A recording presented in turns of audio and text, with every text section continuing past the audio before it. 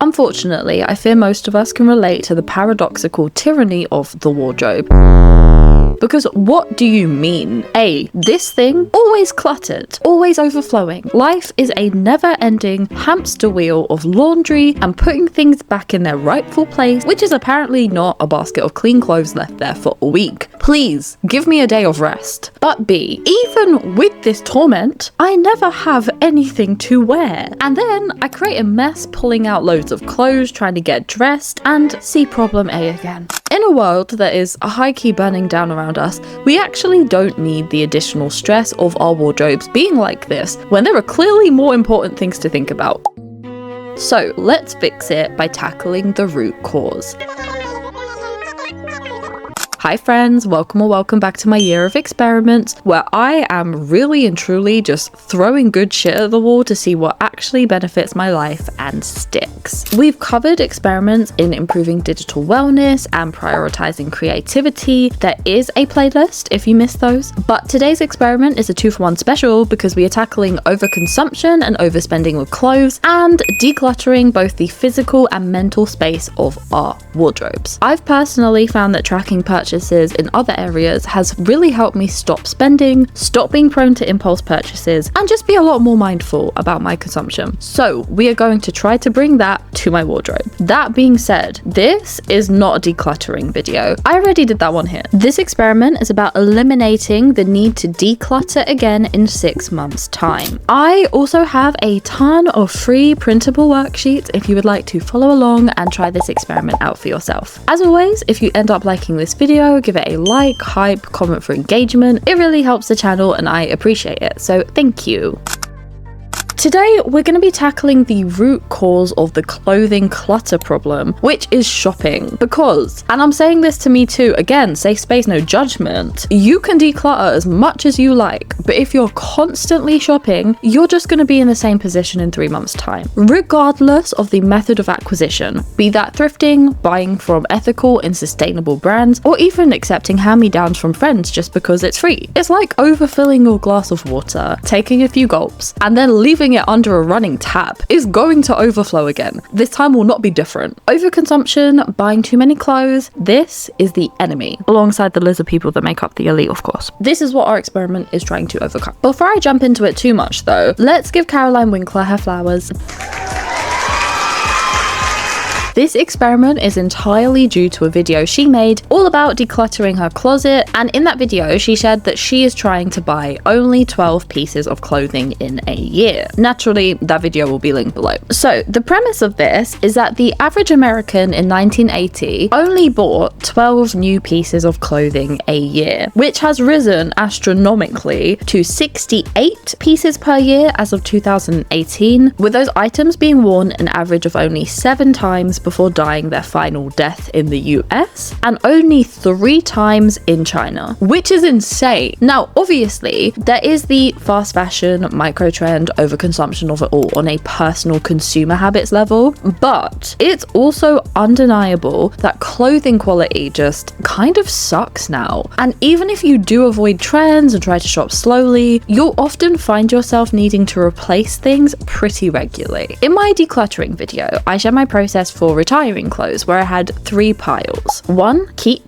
clothes wearable, I'm wearing them. 2, find replacements. So these clothes have faded or shrunk or got damaged. They're still things I reach for and want to wear, or items that I need, like cold weather clothes, but the item is degraded for one reason or another. And 3, donate/gift. If they're in good condition but don't fit me or get worn, they get donated, usually straight to my best friend's wardrobe. And doing this, I realized that for the clothing I wanted to declutter, bucket 2 was the biggest. Most of my clutter was things I would still wear but couldn't because they were damaged in some way. And that's not even taking into account all the clothes in my keep pile that were already retired as pajamas. For example, shorts that shrunk immediately, t-shirts, oh my god, I have a fair few where I washed them maybe twice, and we do our washing on cold, and they just immediately looked so worn that they were retired to my my pajama collection very quickly. So it's kind of a two-pronged problem where we are actively encouraged to buy more, we see constant ads, consumption is very normalized to us,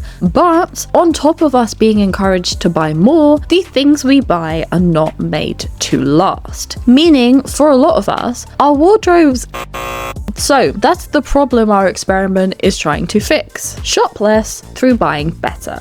On the topic of experiments, you may remember my last experiment was all about trying crafting for cognitive benefits and pushing myself to learn new skills. Today's sponsor, Craftsy, is perfect for that. Craftsy offers over 2,000 inspiring classes for makers of all skill levels with step-by-step instruction in more than 20 categories like knitting, cooking, sewing, painting, and so many more. As part of this experiment, not only do I want to cut down on buying new clothes, but I also want to learn to amend and fix things that I already own. For example, this dress, which has confusing buttons. The size and material are fine, it's just the closures that are weird, and I think adding a zip or metal hook closings would make it look so much better. As a total sewing newbie, I don't even know where to start, but Craftsy has so many detailed and beginner-friendly classes, like this entire course on closures, so I'm actually gonna try to fix this myself. If you're also trying to build up your skill set in 2026, Craftsy is your online resource for all things creative. And as a little treat for you, the first 1,000 people watching this video to use the link in my description will get a full year of premium membership to Craftsy for only $1.49. That's go.craftsy.com/Mia's Digital Diaries 2. The TLDR of this experiment is that I'm aiming to only buy 12 new pieces of clothing this year. But, taking into account all the issues that we've mentioned, what that actually means is that I need to be really intentional about my wardrobe choices, both from an actually putting outfits together perspective and from a what those clothes are made of perspective. Because if I need a cardigan, let's say, and I buy something cute and trendy, but it's made of a fabric that's itchy or that shrinks in a few months' time, well, that's one of 12 opportunities gone. One of the things that really drew me to trying this was actually when Caroline shared her clothing tracker spreadsheet. I've mentioned this lightly before, but tracking and reviewing purchases is such a game changer, especially if you're prone to impulsive spending. And I am prone to impulsively moving halfway across the world on a whim. It is not a hard sell to get me to buy a cute dress. As an example, this is my skincare tracker in my personal planner. I started tracking my skincare years ago because pre-Accutane, I really got into the habit of impulsively trying lots of new skincare to attempt to fix my acne, which didn't work, by the way. It was just expensive and disappointing. Kind of like paying taxes, only to realize our countries are run by pedophile elites. Anyways, post Accutane, my skin type had changed completely, so I had to rebuild my routine from the ground up, and I started tracking things, mostly to see what brands, what ingredients, and what textures worked for my new face, because my skin type had entirely changed, and your girl did not have a clue how to deal with it. But what I found is that this whole process helped me to be really slow and intentional about buying things, and skincare is now one area where I am not impulsive at all. I am not trend driven. I don't have that many skincare products, and what I have I love and I've repurchased for years on end. Basically, I'm very happy with my level of consumption when it comes to skincare. I say this to say, not only are we trying to limit purchases to 12 new items, we're also trying to discover what we like and what we don't like about those items to help us make better choices in the future. Essentially, trying to build a long-lasting wardrobe that we aren't constantly having to add to and inevitably then declutter. So let's go.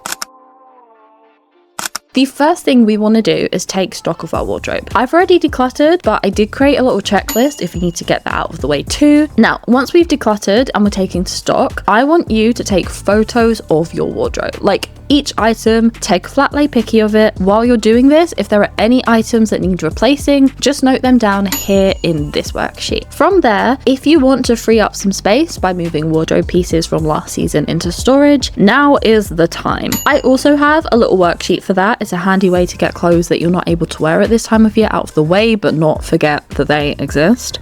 I am so bad for that personally. If I put all my winter stuff away, for example, best believe my brain will go, oh, winter stuff is on sale, we should stock up. We have no winter clothes. I have never seen an item of warmth in this barren household.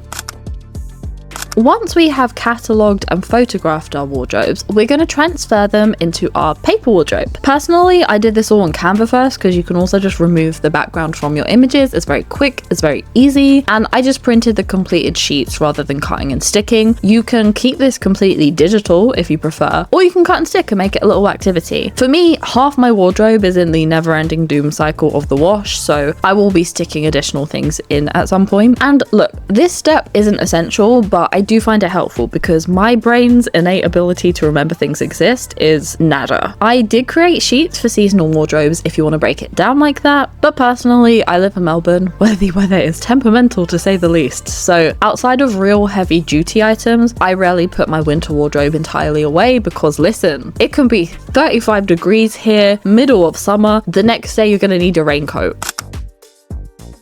Remember how part of the mindful shopping is thinking about how pieces fit into our wider wardrobe? That's where these sheets come into play. I've created a few different templates you can use or not use, it's really up to you. But they're designed to be a way for you to visualize a new item next to all the things that you already own. For one-off things like dresses, this probably isn't necessary, but for the fun patterned pants, may be useful to check they match literally anything else in your wardrobe first. This is twofold. First, we have an overall tracker that lets you see items at a glance along with cost. I know, I'm sorry, I just could see a world where this experiment could lead to crazy overspending, where buying less turns into a justification to spend more on each thing, so cost needs to be considered too. And then we have a space for each individual item where you can note down the brand, the size, the material, and your thoughts. I don't personally know a lot about clothing materials if I'm honest, but I have been Googling before purchasing, and that's turned me off quite a few things. I also made an effort to go through my wardrobe and find items I really like or don't, to look at their material labels and give myself a bit of a base. As an example, I know that I prefer 100% cotton t-shirts, and that hemp appeals because of the sustainability side, but it wears out super quick and I don't tend to love it long term. Again, all these printables are available for free if you want to try this yourself. Check out the description box for that.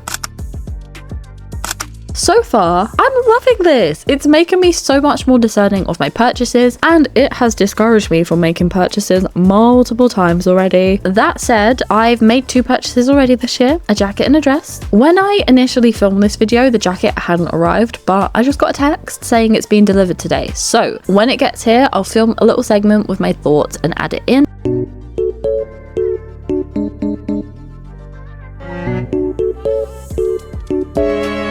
And my second purchase is a day dress. So the length and fit of this one is perfection. She will definitely get her wear. Overall, the dress just feels like great quality. Would definitely buy from this brand again. Okay, so through doing this for a few months now, I have a few tips to share, and I can kind of condense them into this one worksheet that I went back and made later, and you can reference it before you buy new things. So tip 1, keep track of items you need. This has saved me from the snare of a sale a few times. Basically, while you're living your life or getting dressed, keep note of what items you need. So for me, I know that I need loose-ish long-line tees. I have a fair few fitted crop tees, especially ones that have slowly shrunk over time, and I don't love that fit. Okay, your girl is 27 now. I've had my time. Okay, the crop t-shirts have had their time in my wardrobe. I'm moving on. Like with my dresses, I like shape but not typically bodycon, and yeah, that's something I found myself thinking many times recently. I wish this top was a bit baggier, or I wish this top was a bit longer. So that's a note for me. I do not want any more crop tees, regardless of how cute they are.